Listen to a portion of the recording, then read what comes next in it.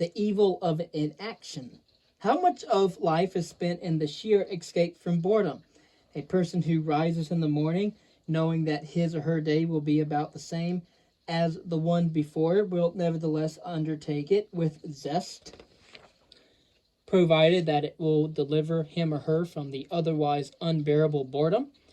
Thus, he or she will engage in their familiar routine, corresponding, making decisions of the same sort that he or she made yesterday and a year ago, realizing a profit here and a loss there, along with the usual breaks for lunch or whatever, relating that and hearing anecdotes such as are by now familiar, then finally to dinner and bed, to repeat the same tomorrow.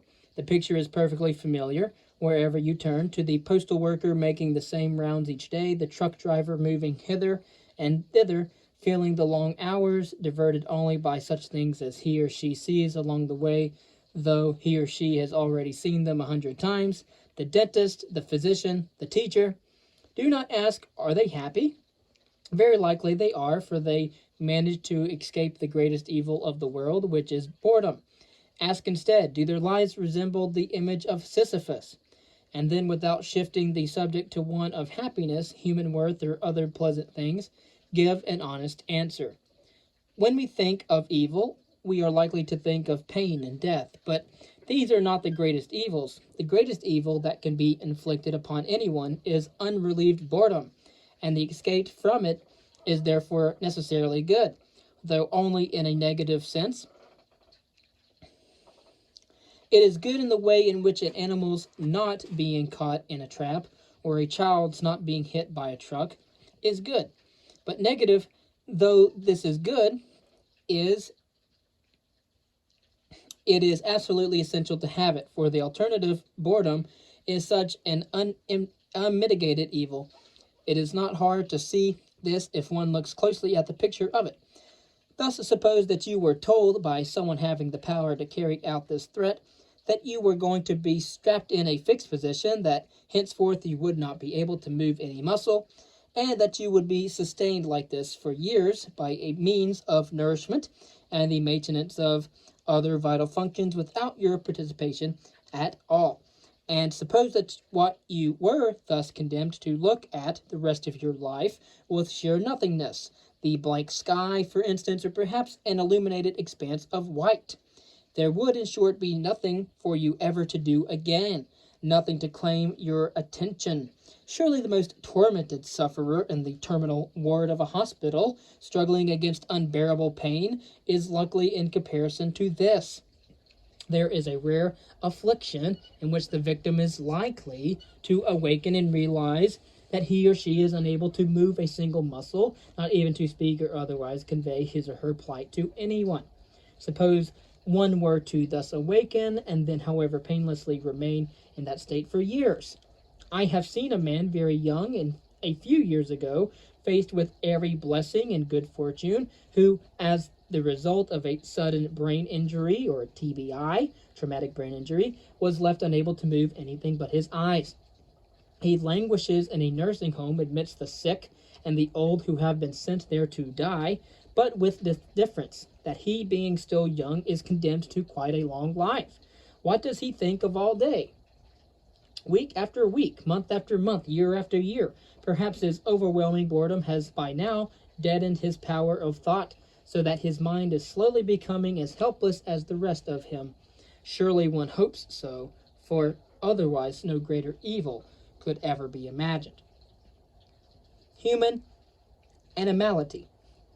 We noted that it is the destiny of every animal simply to beget more of its kind, these in turn struggling against all odds to achieve the very same thing again and again, a succession of identical generations never ceasing. Is mankind any different? Superficially, yes. The world changes at our hands, and a human history unfolds, the chapters of which are not all exactly alike, as they are in the case of other living things, yet basically we are the same. We respond to the urge to beget as blindly as does everything else. And it is, in our case, as in theirs, a blind and irrational urge, not a goal. Many living things never see their offsprings, and it is not really for them that they copulate and bring them forth. They do this because they are impelled to by an irrational force. We are not basically different. At the basis of our own lives is the same mindless urge, though our inventive intellects have imposed variations that distinguish the expression of this urge from that of other creatures and superficially lead us to think that it is something quite different. For we have found ways to avoid the natural outcome of this impulse in its primary expression, namely the begetting of children, and we have also found numberless ways of diverting it into totally novel modes of expression. That we go through all the motions of begetting children and yet avoid that result by numerous clever means shows clearly enough that we have no such goal in mind. In fact, we have no goal other than the sheer indulgence of an appetite imposed on us by nature and never intellectually chosen at all. Moreover, we differ from the animals in that we have a culture. We are not merely the product of external nature, we are also the product of human acculturalization. And an enormous part of that acculturalization, what in fact seems sometimes to lie at the very basis of it, is the suppression of the sexual impulse. Although we love sex and we have sex in many different ways, everywhere it is hedged about by rules imposed at such a tender age that they seem eventually to be part of our natures. The result is that we seek other outlets, as it is aptly expressed, that is, people show or throw themselves into careers, the pursuit of glory, office seeking, honors. Every bit of this behavior belongs in the same genre as that of a bird, spreading and preening itself before an intended mate, making itself glorious.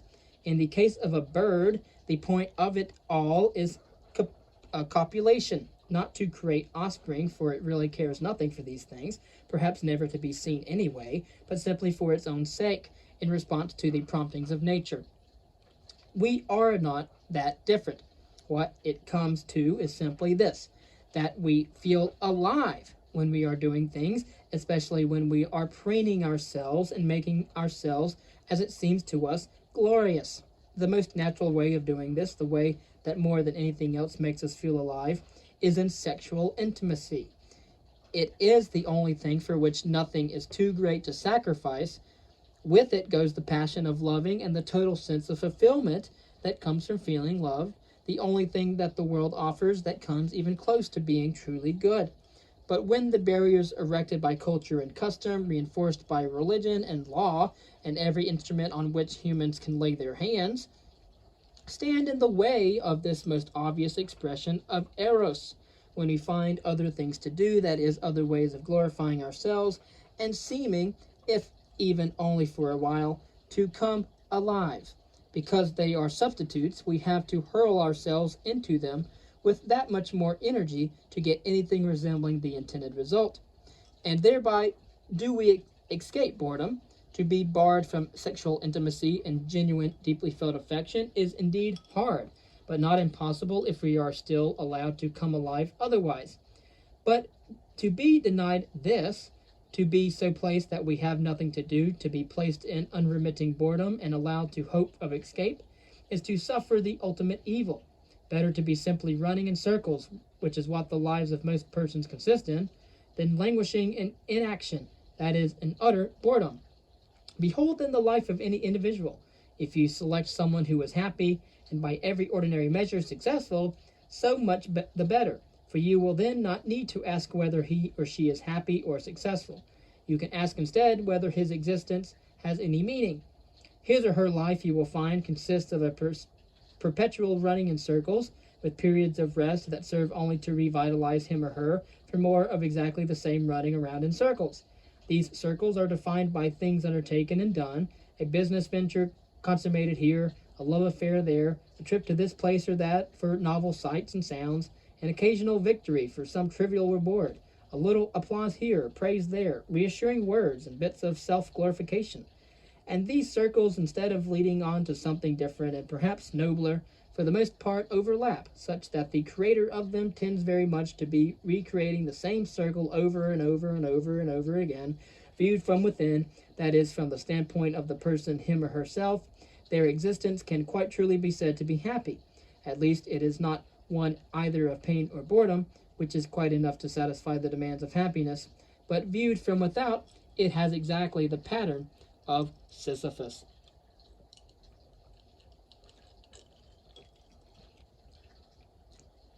The individual and the species. Do we then move to some new level of meaningfulness when we pass from such an individual to the race as a whole? Other animals we found simply replicate in each generation the generations that went before, as exactly as does each journey of Sisyphus. Up the hill repeat his preceding ones. No variation is introduced at all. What then of mankind? Here we should be reassured if it could be shown that although the life of each individual may, without ultimate purpose or meaning, the individual is nevertheless part of a greater being, or the whole of humanity, whose existence does have meaning. And there is no doubt that most persons deem their own lives in some sense meaningful if they can view their efforts, or sometimes their life's work, as having made some sort of contribution to humankind. But if we look at it more closely, that kind of meaning is as specious as the others we have considered. The conditions of life change, to be sure, from one generation to another, and no doubt some of them get better in some sense, just as others get worse. Life gets longer. For many, it becomes less onerous. Disease is in some sense conquered. Changes of this sort are familiar and need no review. We can even say, though it is not obviously true, that life has for most people become happier. In any case, they have become less vulnerable to some of the ancient evils, even though new evils may now threaten. But even granting all this, it can hardly be said that there is any clear meaning to human existence that is lacking in the existence of the individual. On the contrary, the life of the species here resembles exactly the life of the individual, and both resemble the pattern of meaninglessness embodied in the pictures with which we began. For what do we actually find here? Generation following upon generation, all in response to the all-powerful urge to beget, but to no purpose whatever. No sooner has one generation of men arisen, passed across the stage of life, then sunk into oblivion, that another is seen following in its steps, repeating exactly what went before, with only minor variations in the externals. The spectacle is like a play, in which the lines of each act simply paraphrase the preceding ones, and in which there is no real story, no theme, no point. From time to time, stage hands appear to rearrange the settings, and the actors themselves, instead of repeating verbatim what was said in the previous acts, find different ways to say the very same things. Otherwise, all goes on as before, and any observer knows ahead of time how things will unfold, the surprises, such as they are, being confined to the stage settings. The thing builds up to no point. No redeeming theme comes across. No meaning is even hinted at, only endless banality. A metaphysician, contemplating this and noting that the players seem sometimes to rejoice, sometimes to suffer, always moving about, mostly in circles, determined, above all, to lay the conditions for another episode to follow, would be led to wonder, but what is this all about? Why all this trouble, the elaborate preparations, this prodigious expenditure of effort? And what does it all culminate? What is its meaning? What is its point? And certainly he would have to conclude that it has no point, that all these things are just done over and over in about the same way, just because that is the way things are, the way things has been written, and it is the sad lot of the actors to have been cast in that dismal production. Of course, someone might point out that each act does, after all, constitute the foundation for the next, that the actors play their parts well, even that they enjoy them, that they are happy in what they are doing, and that it is, in any case, far better than just standing there doing nothing at all of which is obvious and true, and all of which is, of course, beside the point. The concept of meaning. So far, we have dwelt only on life's meaninglessness, constructing this as the repetitive pointlessness that was illustrated at the outset. It is time now to consider the more positive side of life, if there is one, to determine what a positively meaningful existence would be and whether it is attainable. To do this, we must revert to the pictures of meaninglessness with which we began, to see how they might be modified in order for a conception of meaningful existence to emerge. Consider once more Then the nuns, whose whole lives are spent repeating exactly the same chanted prayers and adorations over and over and over again, that all life, humans as well as animals, bears a resemblance to this is, I think, unquestionable. Yet our own lives as we live them do not seem to us like that. Otherwise, we could not declare ourselves to be happy while at the same time pitying the nuns. There are differences, and we need to see first what these are, and then see whether any of them confer the kind of meaningfulness we are seeking. With respect then to the nuns, we can consider four possibilities, each of which, while leaving the picture exactly what it was insofar as it is a picture, nevertheless alters its significance. For the first possibility, let us suppose with rather cruel imagination that the nuns are in effect enslaved persons, and that their vocation was in no way chosen by them. We can imagine, for example, that arrangements have been made with some orphanage to deliver over infant female children from time to time, and that these children are then raised up, more or less as animals might be, to perform this strange role through their lives, no attempt at explanation or justification being offered to them or to anyone. We are not, in other words, supposing now that the nuns are motivated by religious zeal or by any conviction at all. Rather, we are saying that they are virtual automata, or automata, simply trained and brainwashed, like so much clockwork, to behave in the way they do and never stop. Their behavior is in no sense voluntary, for they are, due to the conditions of their lives from infancy onwards, psychologically so degenerate that they have no power of choice, no purposes or goals of their own. Second, varying in this extreme image a bit, we can suppose that these nuns have in fact chosen this vocation, but that their choice was essentially irrational. We can suppose, for example, that they were simply subjected to severe and constant indoctrination during childhood, the effect of which was to plant in their minds the conviction that such a life was the finest and noblest that could be offered to anyone, thus coming to value such a life above any other that they could envisage. They vied with others for the chance to be chosen for it and rejoiced when they were chosen. Just think of Mother Teresa. Eventually, we can imagine, they begin to have doubts and misgivings, but by then it was too late. Their vows were irrevocable. In any case, they still take pride in having been chosen and in being able to fulfill their deepest wish, born in them at a tender age. We are not, by this second supposition, imagining that these nuns are motivated by faith in any significant way. Rather, they are driven by a desire that was implanted in them by others at an extremely young age, and their religious faith, which is of course unquestioned by them, is the product rather than the source of that desire. Third, we can significantly modify this last image by supporting that the nuns are in fact moved by religious faith, that they are deeply and unshakably convinced of the reality of God and the truth of the religion that they have received, and that they completely believe that by their life of prayer, lived in exactly in the way which it is lived, they glorify God in the noblest way possible.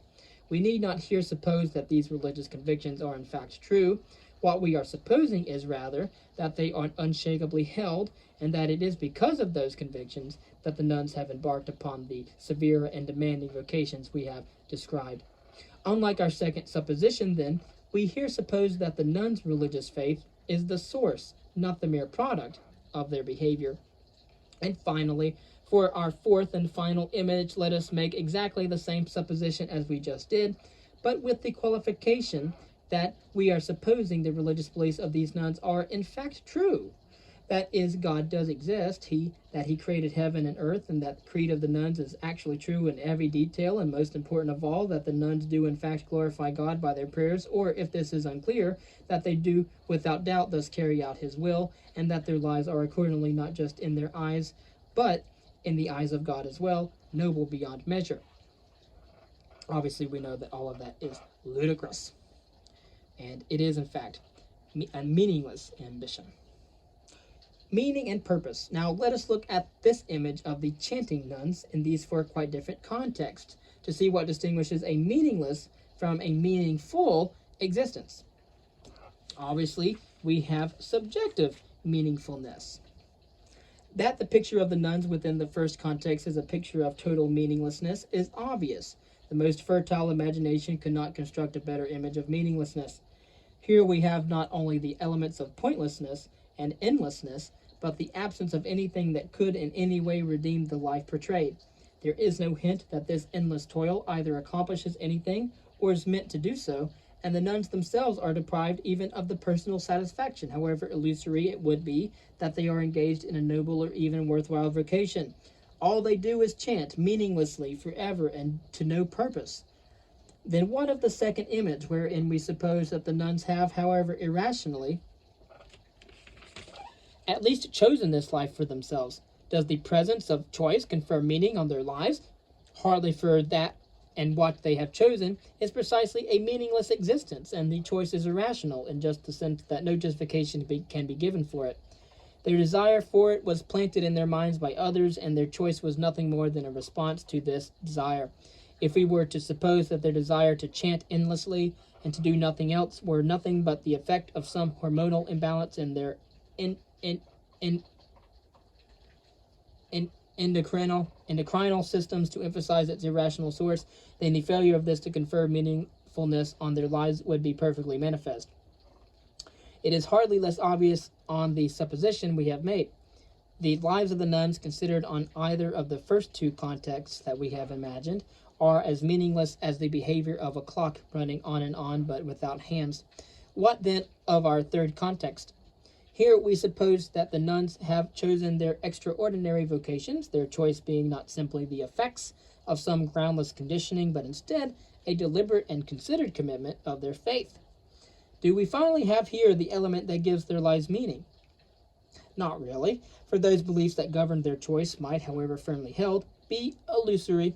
Mere strength of convictions does not convert an illusion to truth, even though the things believed might be lofty and inspiring. To suppose otherwise would be to beg the very question we are raising by saying, in effect, that any life is meaningful given only that it is believed to be so. Just because you believe something to be true doesn't make it true. The plainly meaningless lives of the nuns considered in our first imaginary context could no doubt be made to appear meaningful to their possessors, and while this might make their fate seem less cruel, it would certainly not make it more generally meaningful. Similarly, the convict of our other example might somehow be led to believe quite falsely that he was gradually achieving some great purpose by his hole digging, but from this it would certainly not follow that he was. His hole digging would still be nothing but pointless hole digging, whatever might be his own distorted conception of it. Here it is important to avoid a locution that seems most spontaneously to rise to people's lips considering this kind of example, namely, that the lives described are meaningful to them. For this only repeats what has been said, that is, that they do have the conviction that they do, in the light of it, believe their lives to be meaningful. That very belief can be totally false. Human beings are not, to be sure, quite so much an object of pity when governed by such a grand illusion, for they are thus made content with their meaningless existence. But that kind of contentment, far from implying that their existence is after all meaningful, certainly entails that it is not, and the ingredients of meaningfulness still elude our search. What then of our fourth context? Here finally we have one of the elements of meaningful existence, but only one, for we can at least say that the repetitive labor of the nuns is not utterly lacking in purpose.